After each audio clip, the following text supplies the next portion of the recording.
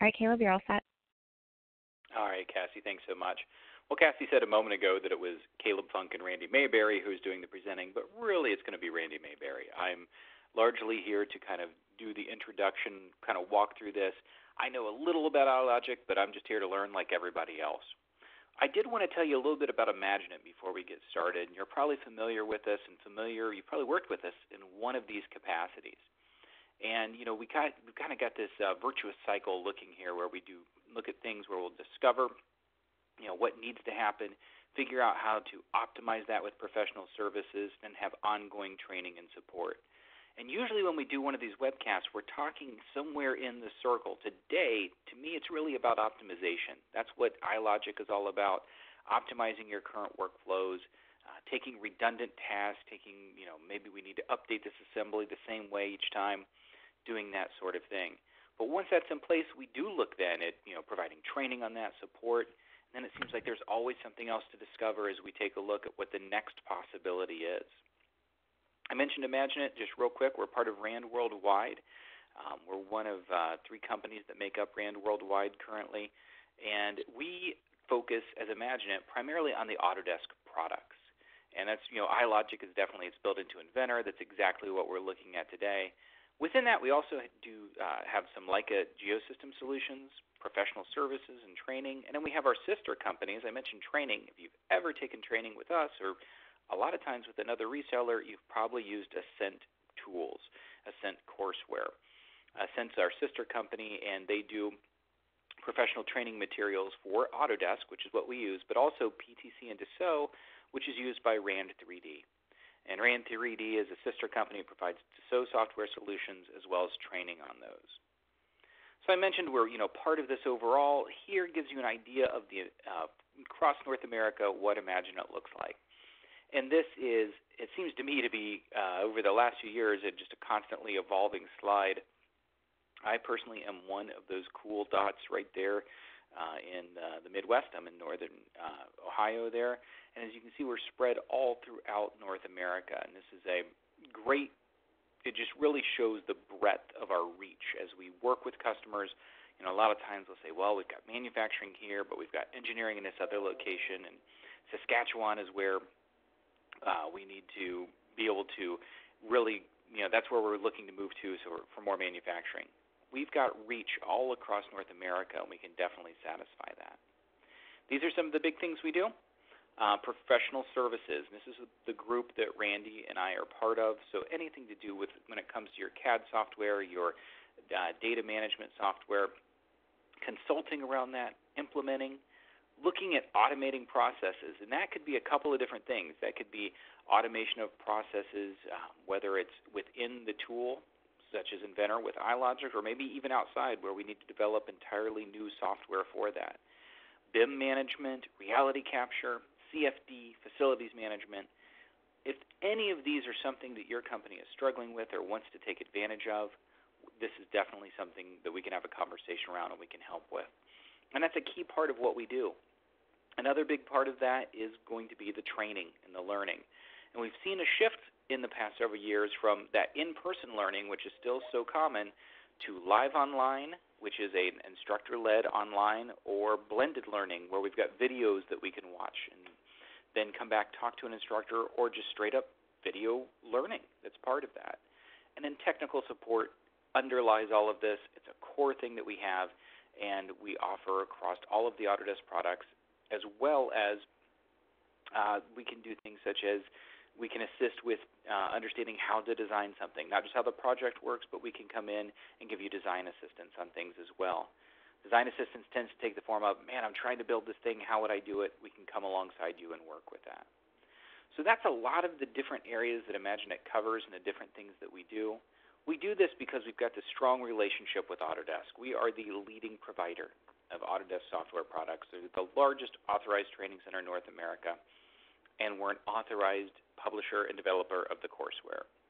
With these different things, that Autodesk relationship tied with our implementation technologies with TakeAim, our support tools with Productivity Now, that really has led to us having that top-rated customer satisfaction. And that's something we pride ourselves on. We work with a lot of different clients looking to share this information, so we're so glad that we can do that. We've got a great way of doing that.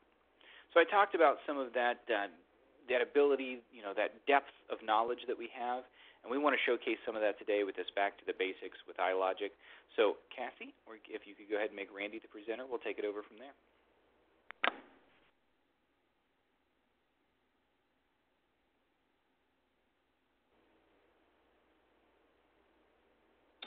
All right, Randy, presenter. And either Kayla or Cassie, if you could let me know if you can see my screen okay.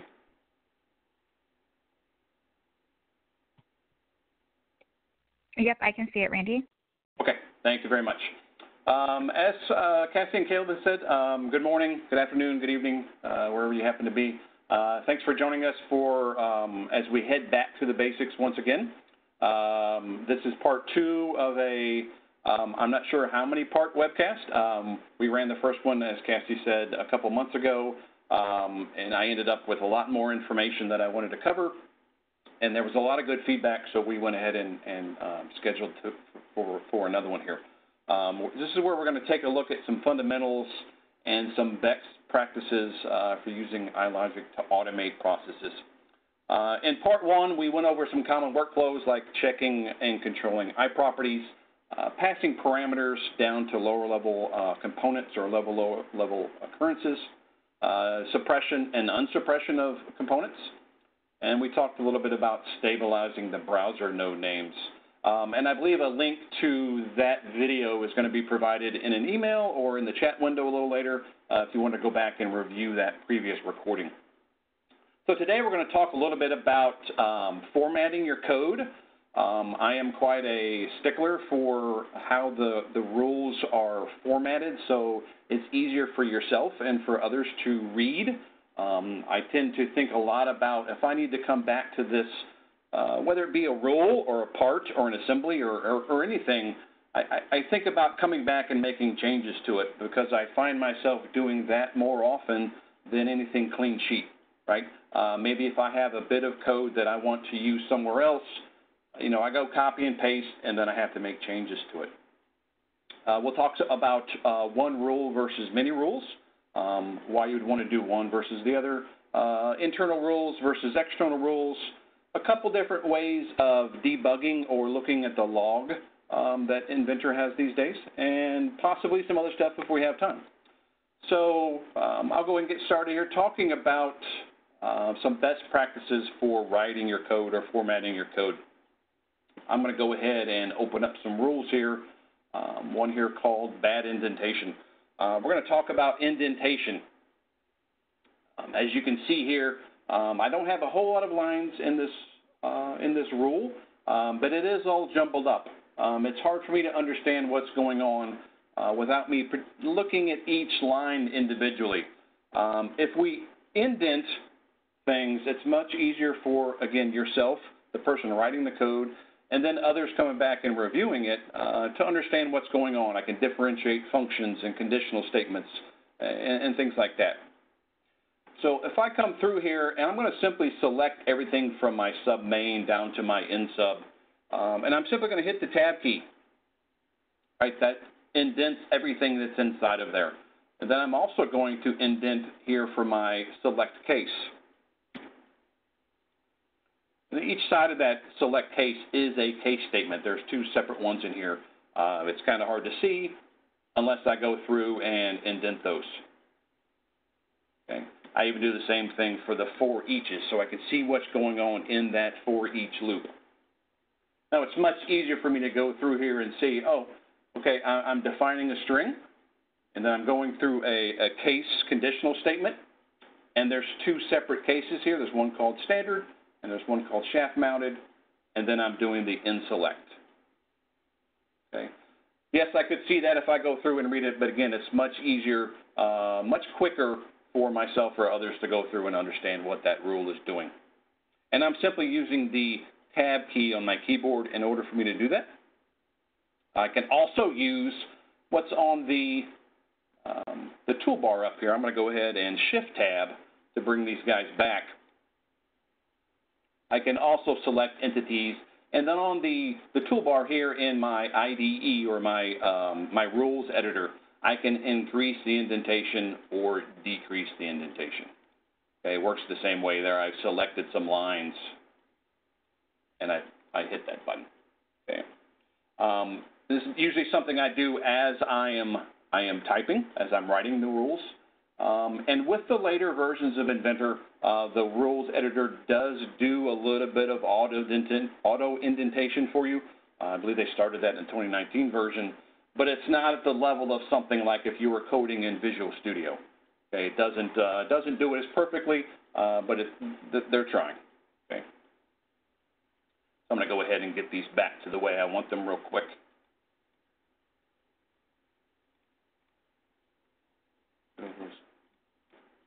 There we go. The next thing I want to talk about are line breaks. Line breaks are used when a single line of your rule wraps past what you can see here in the rules editor. If you notice down on the bottom of my rules editor here, I have a scroll bar, right? That's because that top line up here is running all the way off. It is a little blown out of proportion here because I have the font turned up quite a bit, just so we can easily see. But a line break keeps your user or keeps yourself from having to scroll back through left and right. And the way you put in a line break, it's simply an underbar, a space, and then an underbar. Okay, so I'm going to put a line break right here after the chain guard moment. I'm going to hit enter and then come back to that guy and put in my underscore. Okay, that's telling the iLogic compiler that this is all one single line. I also tend to come through and indent that line that's a continuation, just so as I'm going down and looking through my code, I understand, oh, this is part of the line up above it. Okay. It does need that space in front of it. Okay. I can't put that chain or that underbar, that line break inside of a string or something like that. So it has to be in some sensible place inside of my line. Okay. It sounds like something simple, but again, it's very easy to go through and put those in to make your code easier to look at. Another thing is empty spaces. Okay, as I'm looking through this, this all looks like a one big jumbled mess. If things don't have anything to do with the next line of code, I tend to put empty spaces in there. Okay, even these parameters. Yes, it makes the code a little bit longer, but it's, again, much easier for me to understand, oh, I'm doing a loop up here where I'm turning some parts on, and then I'm passing some parameters down to some lower level pieces, and then I'm setting some string down here at the bottom. Okay. Anytime I have something else going on in my code there, I hit that return or that carriage return a few extra times just to put that empty space. It allows me to understand and other people that, hey, this little bit that I've got going on right here doesn't really have anything to do with that thing up top. Okay. I'm going to go ahead and save this rule and close it. We're going to talk about collapsible code now. I'm going to open up another rule here. Collapsible code regions allow you to group together bits of code that you want to be able to collapse and expand, similar to what you do with the features inside of the model browser. Again, it's some way to help navigate your code. So I've got some various portions here for belt length and belt width. If I want to group those all together, I build those as a collapsible code region. The way to start a collapsible code region is with a single quote and then the open square bracket. And we notice as soon as I put that in there, there's a minus sign over here to the left now, and there's a line that runs all the way down. It's looking for an ending code region right now. So I'll come down here, and the way to close off a collapsible code region is a single quote and then the right square bracket. So now on the left, we can see kind of that hierarchical line. And now if I come hit this minus sign, it collapses that code. Shows me some ellipses there. If I hover over that ellipse, it will show me the top 5 lines in that collapsible code region. Okay. If you notice, I started that collapsible code region up above my comment. So I'm going to expand this by hitting my plus sign. I really want this to be here. Okay. That way, when I collapse it, I can see belt width. Do the same thing here to my roller section. And then I can collapse that. Okay. It's a way of saving myself having to scroll down through a bunch of stuff. Right? If I wanted to get to my drive hand section, I don't have to go past all that other stuff. So I can either manually collapse or expand individual regions by the little plus and minus signs over here. Or I can take advantage of my right click. If I'm inside of my middle leg region here and I right click, the very first selection in my contextual menu here is outlining. And I can toggle the onlining expansion for the current area that I'm in. So this first option here, the toggle outlining expansion, will collapse that middle leg. Okay. I can also toggle all the outlining. That's what I tend to do if I know I'm going to go to a specific section. I would come in, toggle all the outlining, and then go down to where I want to work at. Okay. If you're going to do a collapsible comment, you would simply use 3 single quotes before that open bracket. Okay. So let's talk a little bit about the commenting of the code. If you notice in this rule here, I am calling out what I'm doing, at least in those specific sections. Okay. Comments are there to explain to yourself and to others what the code is doing. You wrote that code. More than likely, you know what it's doing at that time. When you come back to that rule 2 days later, a week later, months later, you don't want to spend the time figuring out what's going on, right? It'd be better if you put in some comment, this is where I'm doing this is where I'm doing that. Excuse me. If you notice down here a little bit, I'm even calling out that 0.5 inch is the weld gap. Okay. Typically in something like that, if I'm using that value over and over and over, I would put that as a constant up at the top of the rule and then use that. But in this case, I am calling out that 1/2 inch, but I did call it out there with a comment. The way to make a comment is simply the single quote. So let me come in here and then start typing. iLogic will ignore any text that's behind that single quote. If you have multiple lines, again, I'm just putting that single quote before each one of them. Doesn't have to be one single line. Okay. You can also use, again, what's on the Rules Editor toolbar. If I didn't want to run this parameter line right here, maybe there's something wrong with it. I don't want to work with that belt width. I can put my cursor there in front of it or select the line, and then up on my Rules Editor toolbar, I have a comment out the selected lines, and it puts the single quotation there in front for me.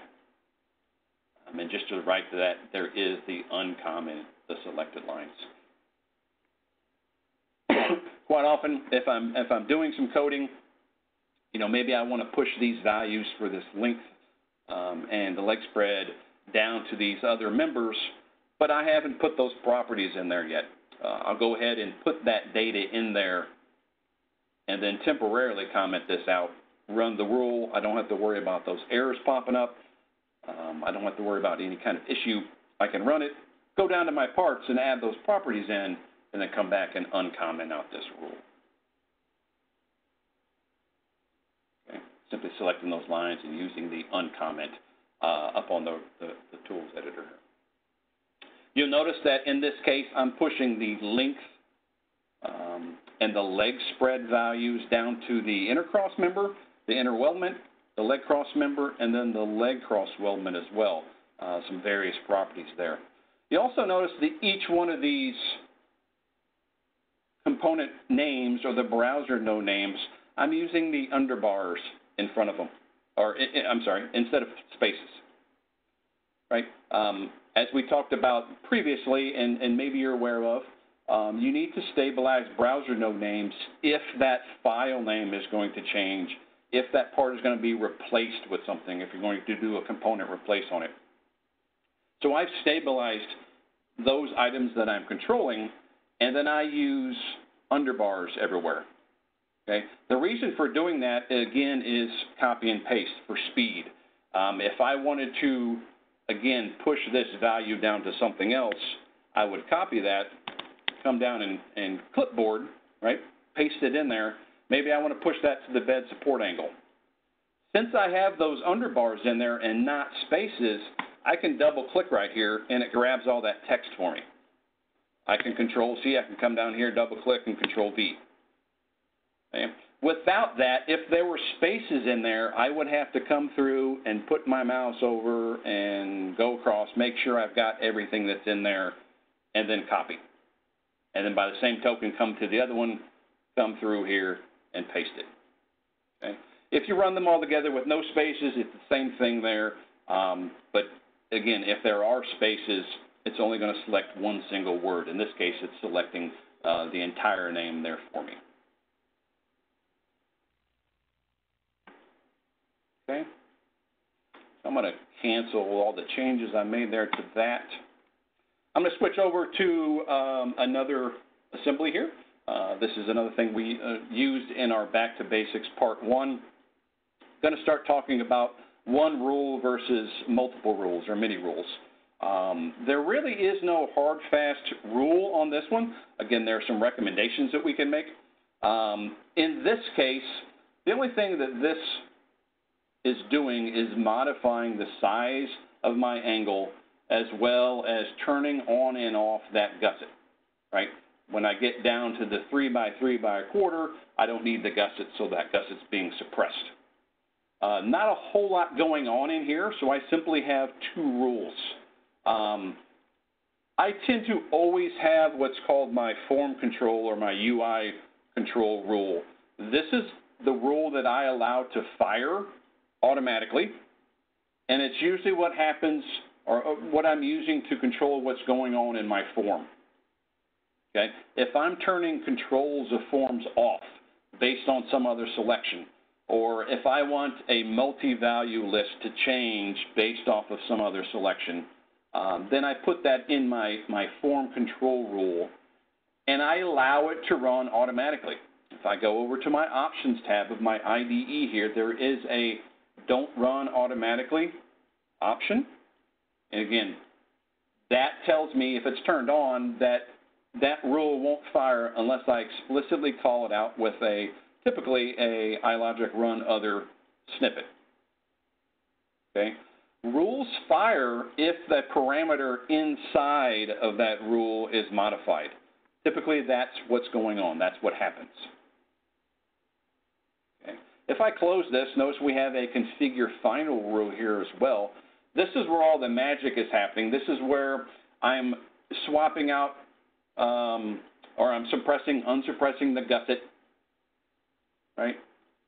And these three lines here, I'm modifying my gusset thickness based on things. I'm modifying my angle legs based upon the selection that the user has made. This is firing automatically when I make selections. If I go up to my Options tab, notice it's allowed to run automatically. So when I make a change to that angle size parameter, right, that rule is firing and it's doing all of the stuff that I want it to do. For smaller configurators, nothing really wrong with putting all of that data inside of one rule. Okay? There's times when you're doing a lot of other stuff. I'll swap back over here to my conveyor assembly. And if you look in my browser there, I've got rules for configuring the frame, for configuring the belt, the rollers, the motor. Again, I have a UI control here. I'll pop this guy open here. And again, this is a situation where I want selections, or I want my multi-value list to be modified based upon options that the user makes. And I want to happen as he's making those options. So if we look here at this select case motor output statement, I've got a half horse, a 1 horse, or a 2 horsepower motor. Inside of there, I'm setting the multi-value list for my speed. 34 feet per minute, 41, 52, or if I have a 1 horse, I've got various speeds. If I have a 2 horse, I have various speeds. Okay? That's something that I want to happen automatically as the user is making selections. I don't want him to have to make those other pieces or those other selections. It looks like I don't even have that that option on my form anymore. So let's go ahead and throw that on there. It's going to make my form look a little wonky, but that's fine. Okay. So I'm on a half horsepower motor, and so my options for my speed now are the 34, 41, 52. If I make a change here to 1 horse, notice my selection options up there for my speed drop down have changed. That UI control rule launches as soon as I've made a selection over here to that 2 horsepower or that motor horsepower value. Okay? That's because I've allowed that rule to run. My UI control is allowed to run automatically. Okay? Usually for larger configurations where I'm doing a whole lot of stuff, I set all of my configuring rules to not run automatically. I take a look inside my configure frame option here. He's turned on to not run automatically. If I make a change to one of the parameters in here, this rule isn't going to fire. Same thing with my belt. Same thing with my roller. Same thing with my motor. I'm not letting that stuff run automatically. The reason for that is as I'm making selections in my form, I don't want updates to happen. Right? If I come in here to my conveyor link and say this is now 170 and tab out of that, if I was allowing those rules to run, it would start making changes, right? That rule would fire, certain things would happen, but maybe not everything is going to happen.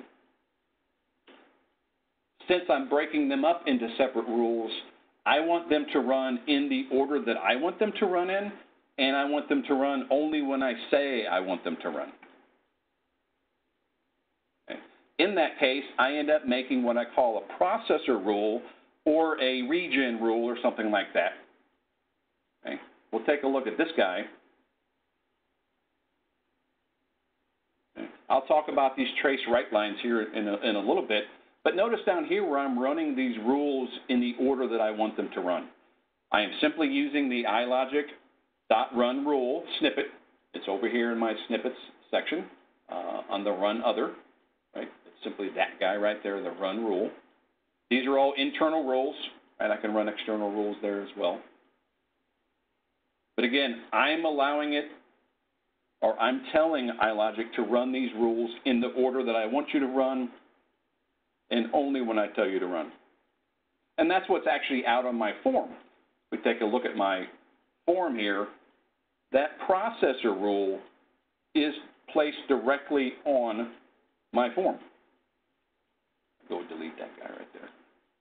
So as I launch that guy and I make some changes there, 40-inch belt width, go up to a 2 horsepower motor, and a left-hand drive. Again, nothing's happening to my model until I hit the configure button. Right? That configure button runs the processor rule.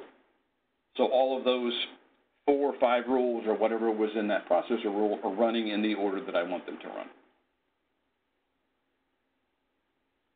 Okay. I also break things up into multiple rules, again, when those rules get very large. Depending on what you're doing, again, there's always caveats, but it is easier if I'm coming back to this and say, oh, I need to modify something that's going on with the motor. I don't have to go search in a large rule. I can simply come into this one configure motor rule and make changes to it there. Okay. Again, internal rules fire when a parameter that is explicitly called out in that rule is modified. Okay. And again, these are all internal rules. We'll talk a little bit about internal and external rules. Internal rules are those that are embedded in the file, whether that file is a part, assembly, or drawing, right? We've been working in assemblies here, so what I see on the Rules tab of my iLogic browser is what's inside of that particular file, whatever I'm working in. Okay. External rules are separate programs that are not tied to any specific file. These are typically stored as a text file or a VB file, or the iLogic native file is what's called an iLogic VB file. But typically that is non-compiled text, so I can really modify it with just about any text editor. Okay. The benefits of using internal rules is those rules are part of that file, right? Just like the suppression assembly over here, these rules are part of that. If I'm sending this to somebody, I don't need to worry about those other files and making sure that they're there or not there.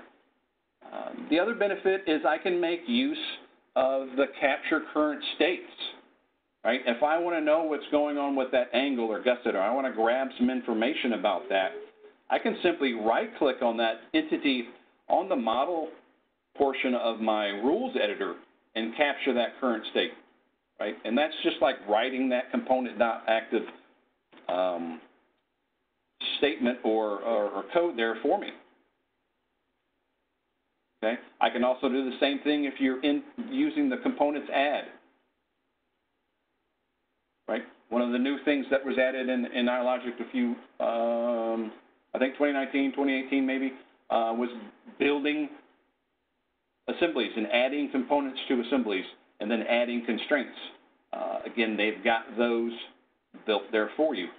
I can simply right-click and capture that state. Okay. Another benefit to the internal rules is the use of the snippets. Okay. As you're brand new to writing code with iLogic, you will probably rely very heavily on what's over here in the snippets. Right. If I want to set a multi-value list, I can simply double-click that snippet, and then I have to go modify the arguments, right? What parameter am I modifying, and then what are the lists, or what are the options going to be for that? Another benefit to using internal rules is, again, they're getting better with the IntelliSense. Right? As I'm typing this out, I can hit Control Space.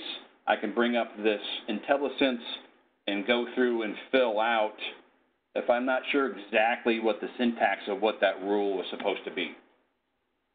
So as I've had it selected, I can hit the Tab key and it populates it there for me.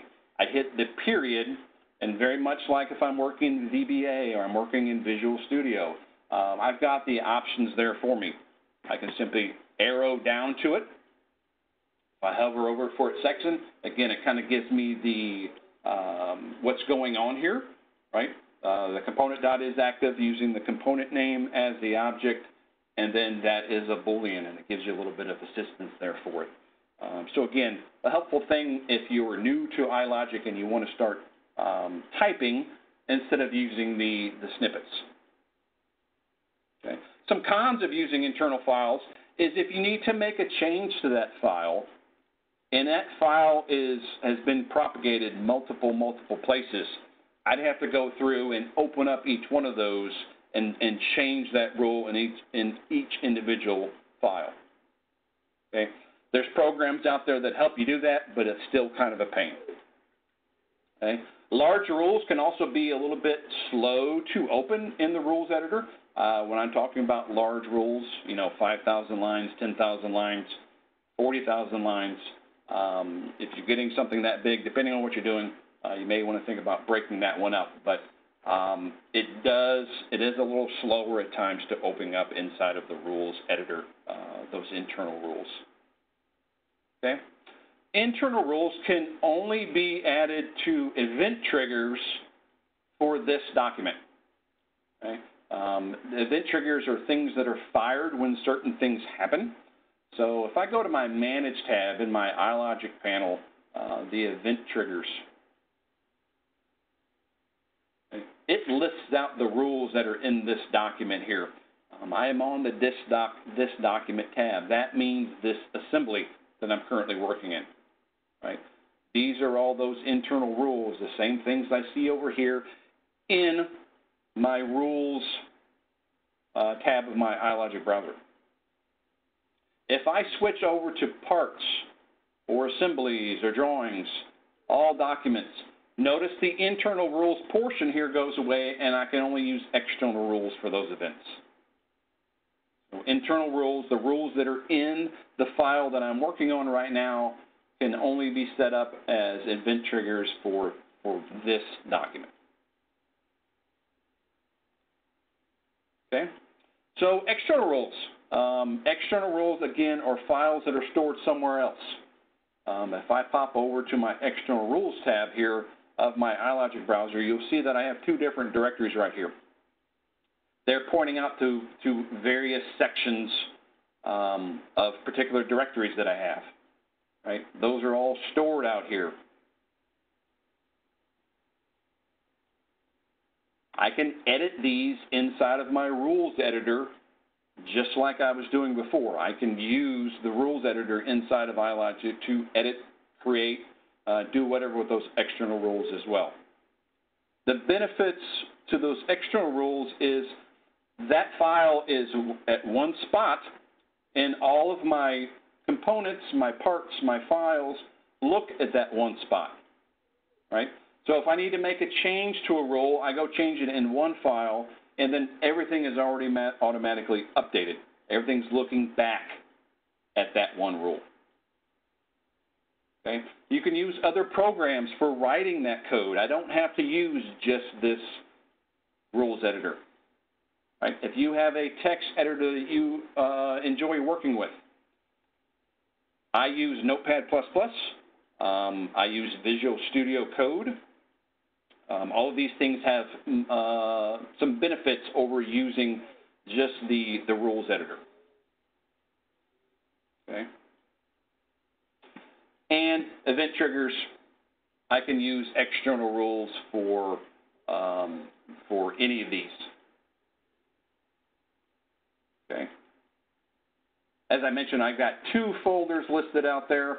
The way to point where your external rules is looking is in the advanced iLogic configuration. That is on the Tools tab of my ribbon. In my Options panel, Expanded Flyout, there's an iLogic configuration here. Okay. And then I can have as many here as I want.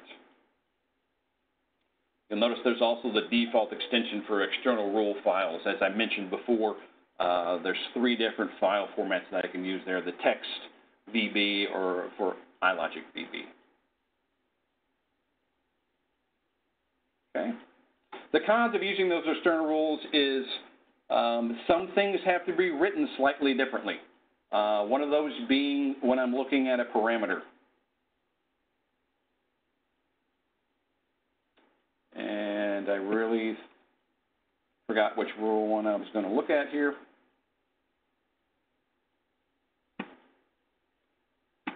Yeah, that's fine. I'll add a new external rule here.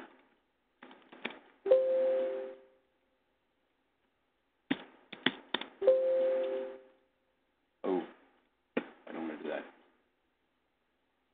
Here, let's do this. All right. So one of the most common things when you're talking about external rules versus internal rules is accessing the parameters.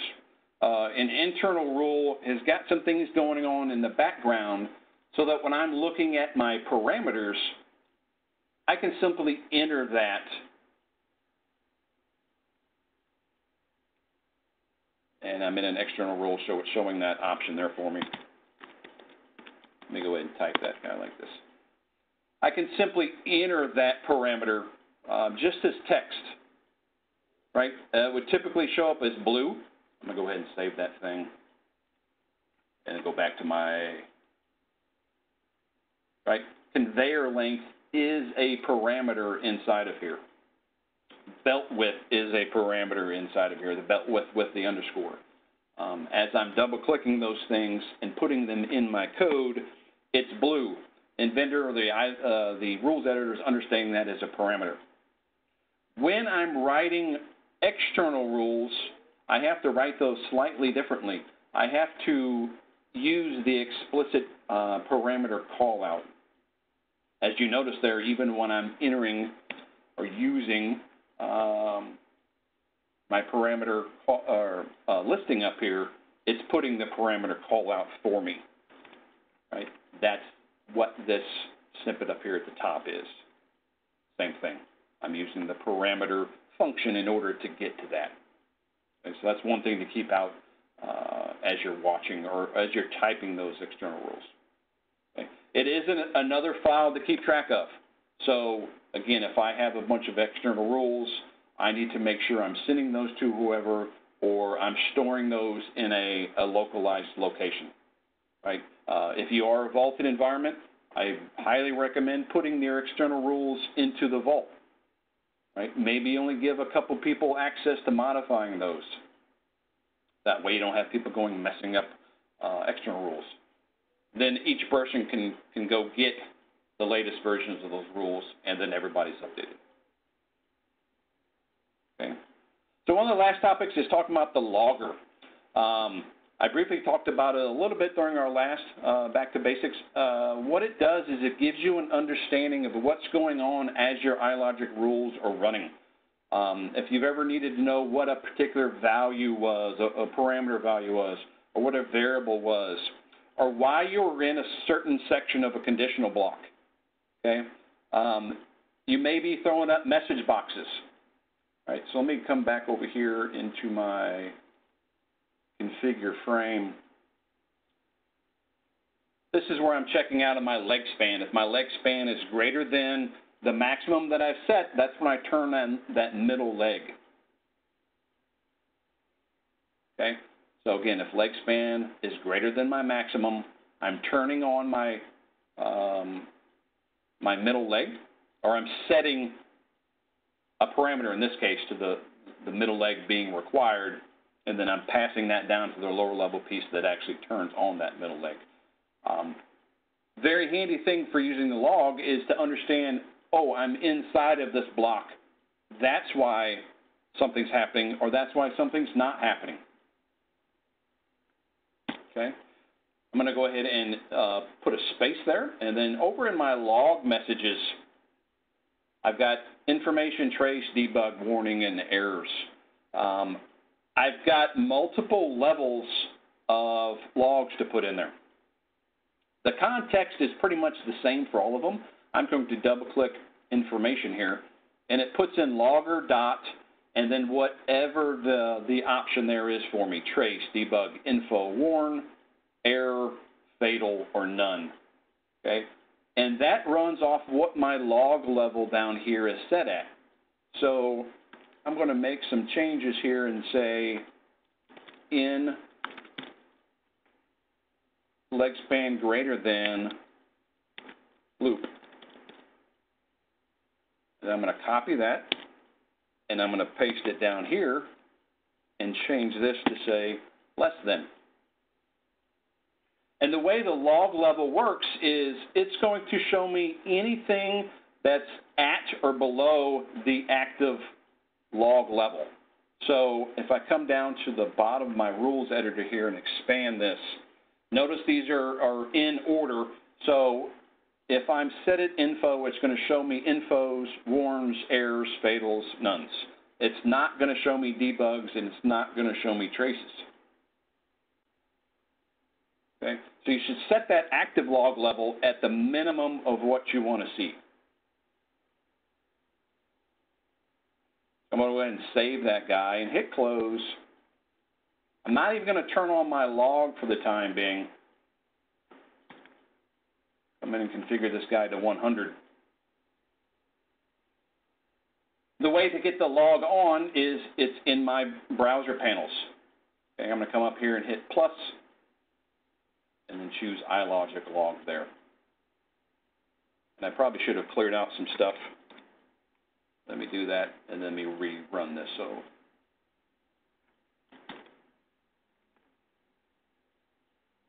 okay, and then take a look at my log.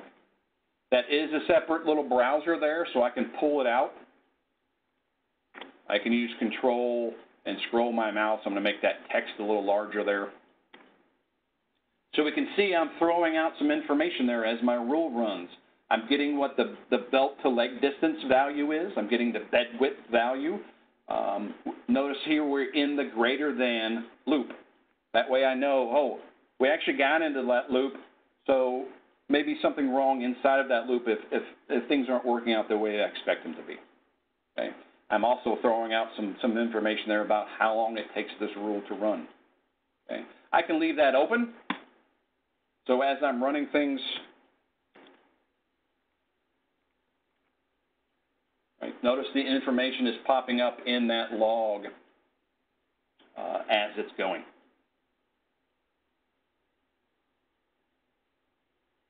Okay. You pop open my configure frame here, and we can see some of these other logger calls. Again, I'm simply calling out some text and then an ampersand for concatenation and putting in that variable. So I'm doing a calculation here for what that value is, and then I'm throwing it out. Okay. You'll see multiple loggers in there. There's another program that you can use, and if you're on earlier versions than I think 18.2 of Inventor, you don't have the logger, but you can use a program called Debug View, and that's a separate little program. It's from Microsoft. A separate window here. We can see kind of the same thing there, and that's what these trace write lines in here are. Okay, that's throwing out things to this Debug View window. Okay. I tend to leave my trace lines and my trace my logger lines and my trace write lines in the rules. It's not really hurting anything, and it's always running. The benefit that is I can go back and understand what's happening as my rule is going through it. Okay. One of the benefits of the logger is even if the logger is not open, it's still capturing information. Okay. If you're using Debug View, you have to have this window open in order for it to capture data. Okay. Another benefit to using the logger is it can do traces. If you notice here in some of my rules, we've seen where I'm starting a new rule or I'm ending a rule. Again, that's so that I can look at my debug view and say, oh, we got inside of a rule at a certain time and this happened. If I'm doing a large configurator, I can isolate where things are happening. If I turn my log level on to trace, it also lets me know when I'm getting in and out of each rule. So again, I'm going to right-click here and choose Clear to clear out that log. And then as I run this thing now, put this guy at 170, notice I tabbed out of that, and the trace fired, telling me that I'm entering my UI control rule. Right? That UI control rule is one that I allowed to run automatically, so rules are firing there. I make some other changes. I hit Configure, and then it traces when I'm getting in and out of rules. So I'm entering the processor rule. I'm entering the configure frame rule. I'm throwing out some information there. I'm getting out of the configure frame rule. I'm getting into the configure belt rule, etc. It's a very handy way of understanding, you know, what's the order of rules that's happening, what's happening inside of each rule, etc., etc. Okay. Park that guy back over here. So we've got a little bit of time left. Very quickly, again, those external text editors, Notepad++ is free. Visual Studio Code is free. Go out there and give those a try. If again, if you're writing external rules and if the rules editor isn't giving you what you like. Again, both of those other ones allow you to create snippets of code so that you can easily code those and get into it. For example, the trace write line. I can type trace and hit space, and it populates all the rest of that line for me. I simply have to type some various simple code in there. Okay? So Cassie, I think that's it. If we want to open up for questions.